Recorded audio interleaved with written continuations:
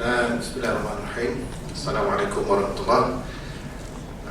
Thank you, Ms. MC, Yang berbahagia Dr. Zuhairi, CEO of GRIM, distinguished guest speaker, ladies and gentlemen.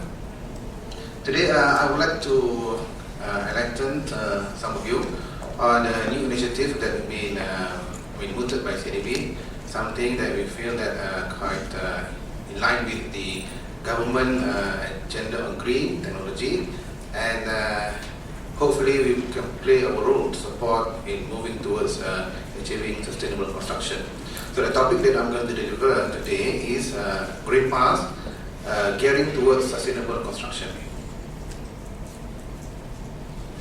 I would like to, what are the areas that I'm going to present within this time frame given to me. First, we will be a short introduction of the subject matter, and then I would like to give an overview on green path. I would like to go in depth, but I just provide an overview what is green path all about, and then I would like to share how are we going to implement this green path, and subsequently I would like also to discuss a little bit on what are the green features that have been instituted in this green performance assessment system, and of course finally I would like to conclude my presentation. Okay, ladies and gentlemen, let us start something very light. These are a few of the jargons that we came across in green technology construction. We have low carbon building, we have green building, we have environmental friendly building, we have green construction, and we have sustainable construction. What are these? Are they equal? Are they different? What is the difference between low carbon and green? There must be some difference, isn't it? And there also must be something different, something extra if you talk about sustainable compared to green. So where green path fits in? So I will not provide the answers. I think you will try to try to come up with your answers at the end of my presentation. I would like to share with a little bit what are the provision under our act that can support the green path. Okay, there are a few, I think about 3 slides, so don't worry about that, because I'm sure not many of you are interested about law, since we all are technical people. But just some introduction. Under CIDB Act, CIDB has been amended lately. CIDB was introduced in 1994 and it was amended in 2001 last year. So there are some amendments in this act. So one of it I would like to share on in the definition on construction industry. Construction industry under the act means the industry related to construction works, including design, manufacturing, technology, material and workmanship, and services for the purpose of construction. So indirectly it includes all the stakeholders in the construction value chain. Okay, and then what is construction works? Okay, under the act, construction works means I highlight the most important one, means the construction, extension, and maintenance of any building. Renovation, alteration I can take it like retrofitting, and demolition. So it is throughout the life cycle of the building. That is definition of construction works under the act. And then what are the functions that can be related to green path?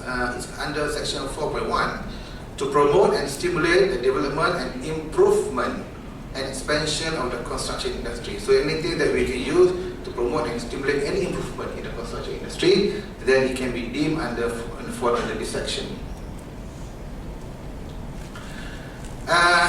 I think this is the last one also.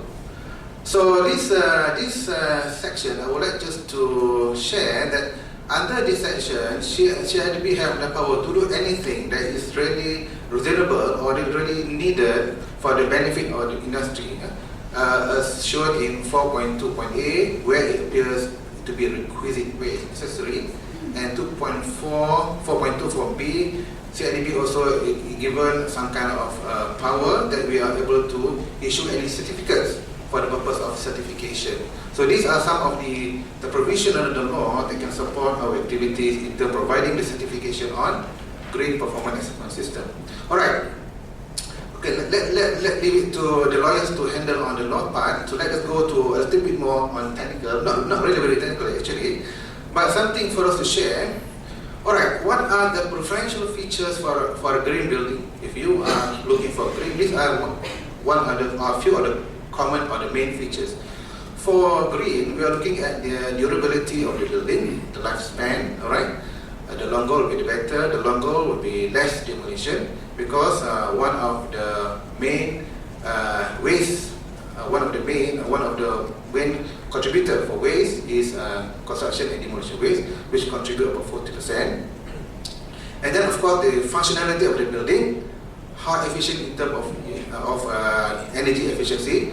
The higher efficiency, the lower will be the energy used, okay, and a bit more increased efficiency. And the other important features will be the maintainability of the building. The lower the maintenance, the better will be the building. Okay, of course, we preferably go for free maintenance, which is not possible, I think. But of course, maintenance has to be done in a very systematic and periodically way. Okay, let's move a little bit further. Let us go. What are the factors affecting the green building performance? Obviously, it will be the design input. A design whereby you have to comply to certain code of practice, standard, and so on and so forth. The next factor, which is very important, is also your procurement. Procurement will assist you to get the right contractor or the right vendor, because the right vendor or the right contractor will produce a quality or acceptable quality of work. Alright. Of course, in the procurement, there are certain tools that you use. Some will be the risk analysis, value analysis, value engineering, and then we have the low evaluated bids. These are some of the things, some of the tools that we use. And other factors also, during the construction, during the installation of the machine or the building also can affect the final or the ultimate performance of the building. And another factor will be the testing and commissioning part, whereby we can detect any failure of the building or the machine during or before handing over of the building. And of course, finally will be the culture of maintenance. You can have a good building, you can have a good machine if you don't carry proper maintenance. We call it we've got preventive maintenance schedule or preventive maintenance chart that can affect the ultimate performance of the building. So green pass will cover on the rate, the one that I cover on the rate, where the area of green pass comes in. Okay. Okay, a little bit on the background. What is the status of the document? Currently, we are at 95% completion, and we are expected to complete this document somewhere end of this year. And this document have undergone several industrial review. The first industrial review will be somewhere on mid of November last year. Then second industrial review is somewhere in early of December last year. And we have opened this document for public comment in January this year. And after the public comment, we again tabled to industrial review, which have took place on the 2nd of February this year. And we have sent this document to several international organizations. This is just to get some kind of international flavor inside this document. And we have tabled to Jatuh Kuasa Pembangunan is a higher committee formed by CIDB, which is chaired by our former our chairman, Tan Sri Jamilus. And under the committee, we have several government and private sectors to be in the committee that will become some sort of steering committee to guide CIDB in terms of developing any policy direction in green in construction. These are some of the international reviewers that we sent. We have sent to BRE UK, we have sent to Carbon Trade Estate in UK, we have sent to Energy 2050 France, we have sent our document to CBI, UNEP France, and also we have sent to ICC in US, and we have sent also to this City Council of Vancouver in Canada, because Vancouver they're going for zero city. Okay. Next is what is the objective of having this green pass? Why do we need? What do we want to achieve? There are actually 4 objectives, but here I just highlight one, which is I would say the primary objective. So the primary objective of this document is basically to evaluate the environmental impact of construction and operational performance of buildings in relation to reduction of carbon emission. So we will, in terms of the assessment, we will focus on assessing or measuring the carbon emission, which is in line with the global efforts in trying to reduce the abundancy of carbon equivalent, or call it GHG gas, in the atmosphere, which hopefully can address the issues on global warming and also climate change. The principles of this document, firstly, of course, we will calculate the carbon emission for each element, because when we have the assessment system, we have the assessment elements, and each element we will calculate the carbon emission, and for each carbon emission, we will calculate the carbon reduction based on the established baseline. So in this document, we have give a very short description of how to come up with the baseline, and the rewards will be given based on the carbon abatement or carbon reduction to the baseline. Okay, and carbon here we are referring to emission of carbon dioxide equivalent. Okay, so this is in a nutshell what is our assessment all about. So in our certification, we have two categories. We have the building operation and we have the building construction.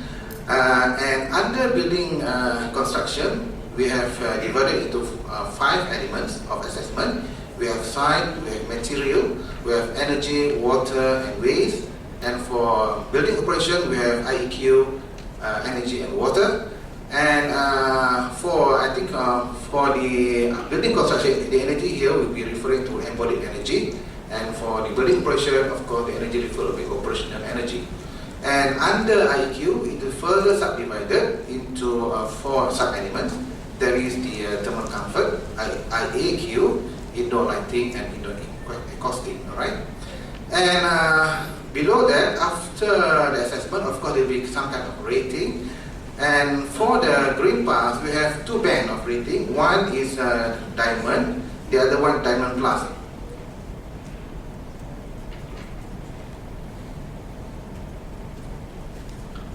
Okay, this is a plus here. Okay, whatever reduction that is managed to achieve by the applicant, they will eligible number of diamonds. For example, if your reduction is between 1 to 10%, you are entitled to 1 diamond. Your reduction between 10 to 30%, you are entitled to 2 diamonds, and so on and so forth. Okay. Eventually, the final one will be 6 diamonds. That is zero carbon or carbon neutral. And for the plus here means that this is the additional features that have been proven by the applicant, which I will explain later. This is the boundary for the certification. As I mentioned just now, we have 2 categories. One is building construction and one is building operation. For building construction, the boundary is between the date of site possession to the date of issuance of CCC, whereas for the building operation is the data collected for any 12 months of the building operation. Okay, and one thing that we like to highlight, if you notice that in our assessment, we did not take into consider the design elements, because we feel that the design elements will leave it to the creativity of the designer, or the what we call the low carbon designers. Okay. Alright, this is the summary of our assessment. As I said, there will be 5 elements. This is the calculated carbon emission for each of the element, and this is the actual carbon emission calculated. So the total here, the total in column A minus the total in column B, and divided by the total in column A, you will get the percentage of reduction, and the percentage reduction will entitle you the diamonds. This is the plus point, the plus sign that I have mentioned just now. In order for the applicant to eligible for the plus sign, they have to provide evidence for this kind of additional features. One will be on the IBS, which means that the construction methods have to show or have to provide an evidence that the construction methods are using IBS. And the submitted documents or the evidence will be the declaration of IBS core by the architect. And for government project, we have set not less than 70%, and for non-government, we have set not less than 50%. Okay, and also they have to carry out the SASH assessment, which is a safety and health assessment system. And for this assessment, they must achieve not less than 3 stars, and they also have to carry out this assessment on quality. This is quality assessment system in construction, whereby their performance must not be less than 70%. If they manage to achieve all these three, then they are entitled to be given as plus point. Okay, so this reflect that if a diamond with plus and this diamond with a plus, a diamond with plus will indicate that the project is more sustainable compared to the diamond without plus. Okay, this is the summary for the carbon for the operational building. All right, only two elements have been considered for carbon, that is energy and water, whereas IEQ will be prerequisite. Okay. A very short comparison between GBI and Green Pass, because this is the commonly asked question when I present on Green Pass. Before members of the floor ask me, maybe I would like to preempt by a very short one. Basically, GBI and Green Pass, we have 6 elements. We have 6, GBI will have 6. The difference is that we have waste, and GBI have innovation. Maybe waste under GBI falls under material and resources. And GBI awarded points. We don't provide points. And the rating at GBI, they are going for platinum, gold, silver, and certified, and we are going for numbers of diamond. Okay, that will be the general difference between us and GBI. Alright. Next, I would like to share a little bit on our proposal of implementation. We are about to implement. Hopefully, we can start somewhere at the end of this year or early next year. So this is the rough mechanism of implementing Green Pass. Of course, firstly, the applicant have to submit their application, and upon receiving the application and the supporting document, CIDB will process the application, and then CIDB will appoint an assessor. Assessor is not necessarily a CIDB officer; it can be people from the industry. Okay, and the assessor will conduct the assessment. And then the assessor will submit the report to the CIDB, and CIDB will form a kind of committee that will verify and validate the assessment report. And if it is compliant with all the requirements, then the CIDB will issue the certificate, and the certificate will be signed to the applicant. Okay, just to go a little bit on what are some of the sustainable features that we incorporated in this Green Pass. Okay, one feature is that it is still the culture of compliance to the regulatory and statutory requirements. Because under this Green Pass, under Section 5 and 4, third para, there is a statement saying that a building construction shall be considered unsustainable when there is an evidence of non-compliance to relevant mandatory requirements. So irrelevant here, we refer to any green laws or green regulation. They have to comply during the assessment period. In the event of any infringement, a penalty shall be imposed that may result in the downgrading of the diamond rating. So if you targeted the performance rating of 5 diamond and you have been caught of doing something against the law, for example, you do open burning, or you throw your toxic, these scheduled waste cans such as paint and so on into the river, or you dump it in the palm oil estate, then your rating might be downgraded. Instead of 5, you'll be migrated to 3 or 4. Alright? So that means that during the assessment period, the applicant must make sure that they will not do anything that contravenes to any provision under the law. The second feature, I would say that we have instituted several additional attributes on sustainable. We have put in quality features, we have safety, and we also incorporate the environmental friendly method of construction. So these, I think, also will help to drive to move the industry towards sustainable construction. The next features is that in the assessment, we try to encourage the applicant to effectively use the energy during construction, because this is where you try to control the amount or the quantity of fuel used in the construction works. These are the construction activities that we are able to list now. So how do you manage, how do you arrange your machine in such a way that you will reduce your movements, you will do all the necessary maintenance on the machine, so they will improve your engine performance, because they will affect your engine or fuel consumption. So this encourage the applicant to practice some good practices on energy management. And another feature is that this document also tend to promote the consumption of local construction products, because if you look at the formula in calculating the carbon emission for the material, we have the emission factor of the material, right, which is from cradle to factory, which means that the manufacturer, they have to do the LCA and they have to provide the emission factor.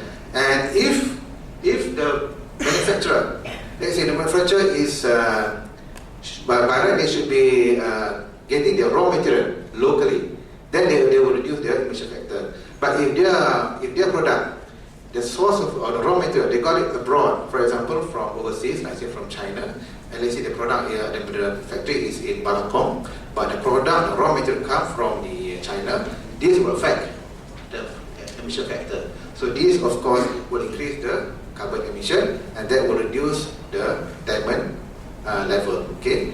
Another factor will be the distance in ferrying or in transporting the material.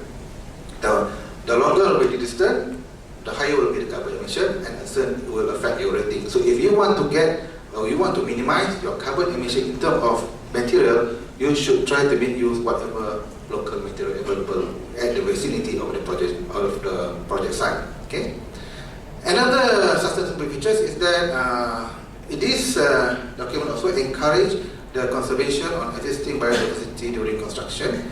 Under section 3.1, there's a statement saying that there is a need to get information that will be used to calculate the carbon sequestration or carbon absorption and carbon storage losses from the diversity during construction. Okay, so if you want to maintain or to maintain high score, you try to your best not to disturb any existing biodiversity at the construction site. Okay. Another sustainable feature is that this document also emphasizes the importance of livability aspect of the building. One of the requirements I mentioned is now IEQ. IEQ is a prerequisite. Therefore, before the assessment, the assessor will make the measurements of the conduciveness of the building for the occupants to live inside the building. So this all the data you got from MS 1525, and also there will be a kind of a survey carried out in order to verify on the comfortness of the occupant of the building. Okay. And this document also tend to cultivate the culture of practicing 3R on waste management. Again, it is being influenced by the calculation in trying to minimize the carbon emission for the waste management. You have the emission factor on treatment. If the material is sent for treatment, there will be an emission factor.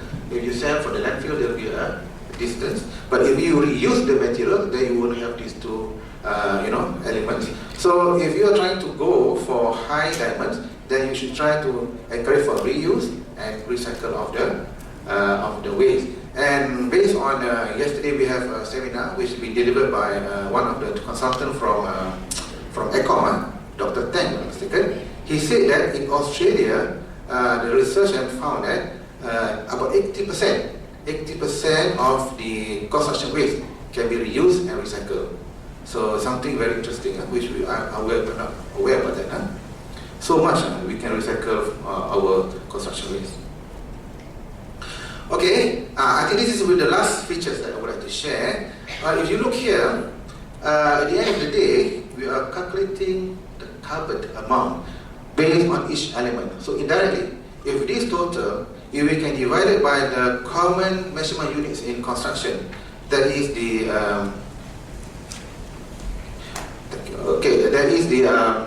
we call it GFA, gross floor area.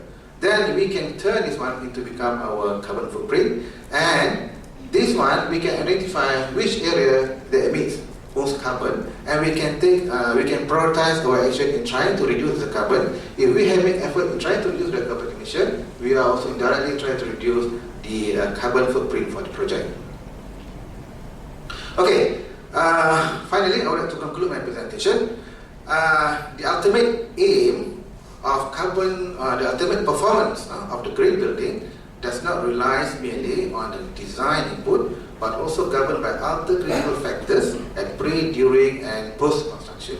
Okay, so the selection of the contractor, the vendors, the quality of the supervision during installation, and the testing and commissioning, and also the culture of maintenance all affect the final performance of the green building. Green Pass is essentially a low-carbon construction performance assessment system without compromising on the livability aspect of the building.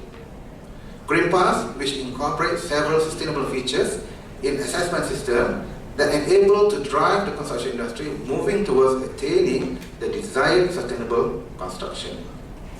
Finally, the emergence of Green Pass can be considered as the noble effort of CIDB to establish a robust database on construction carbon footprint, which is instrumental in establishing carbon regulatory framework. Because let's say in the future, the government are very serious in trying to reduce the carbon, trying to join with other international community. Maybe the government wants to introduce a law relating to carbon. And by that time, we have already a strong database that can assist or facilitate the government moving towards direction, which may lead to the carbon credit and carbon trading.